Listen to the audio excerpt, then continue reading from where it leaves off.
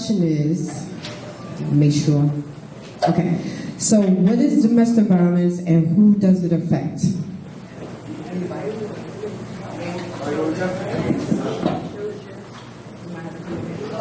The reason why I'm gonna jump at it is because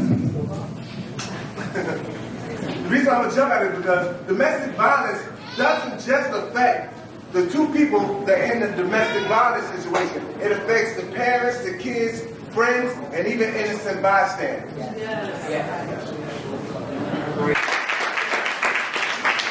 Domestic violence is also one person wanting to have power and control over another person, which is the core of domestic violence. It's no longer just a man hitting a woman. It's in same-sex relationships. It's in households where there's intimate partner violence as well. Yes. So I asked that question first because I want y'all to get a brief story for each person so they can tell you why they're here and why domestic violence is so important. So I want to start with Sister Sonora. Okay.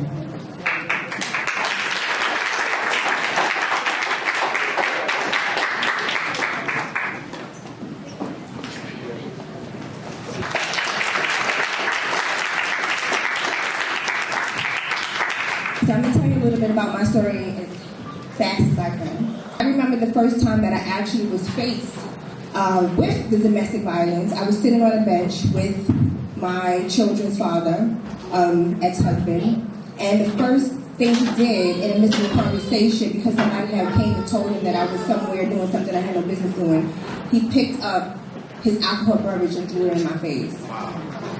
And in my mind, I'm like, oh no, he did that because he loves me. He's just that upset because he loves me.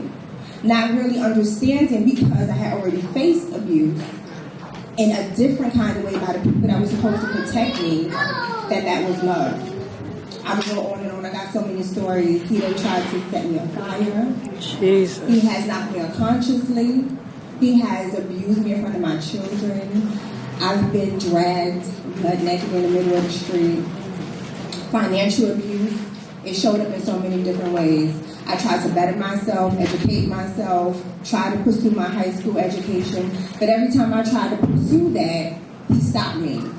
People call me on the phone and say, well, you know, something's wrong with our child, whatever, which one, you got her to get home. By the time I get home, nothing's going on. My story, I just hope that my story can empower women to let you know that we do not have to be succumb to our circumstances. We don't have to stay down, we can go up.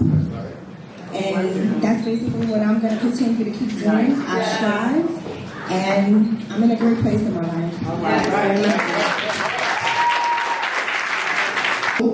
That right there shows how very important it is to have these type of events.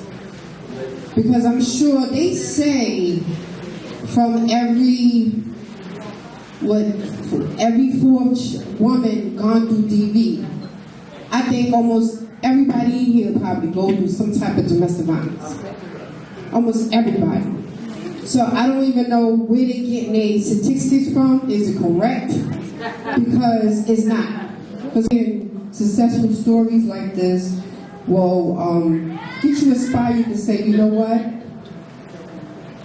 If she could do it, I could too. So Asha? Okay.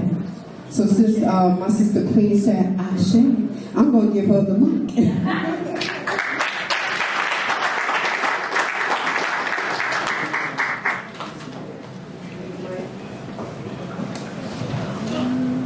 Good afternoon, everybody. Good afternoon. As I said before, my name is Lois Glenn Carter, and my history with domestic violence started when I was 16 years old. I was in foster care, and I had a young man that I thought was just gorgeous, and I started dating him, and I had a child with him. And one day we got into an argument, and he punched me in my face. But he punched me in my face and hit me so hard that when I hit the ground, I actually broke my ankle. And I was at his family house, and they took me to the hospital the next day because I couldn't walk. But when I went back to my foster home, I told my foster mother I had failed. I didn't tell her that it was him who punched me. I said I failed. And he had a history in and of itself of why he was that way towards me. I didn't identify domestic violence as the issue